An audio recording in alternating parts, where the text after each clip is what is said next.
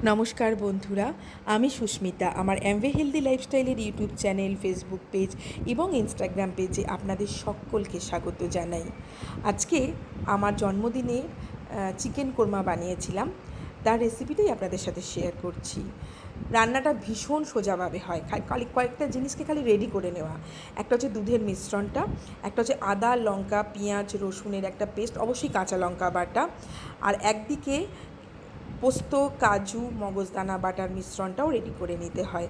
আর চিকেনটাকে ঘন্টা 2-2.5 বা 3 হলেও ভালো হয়, মানে 3 ঘন্টা দই মাখিয়ে ভালো করে রেখে দিতে হয় চাপা দিয়ে।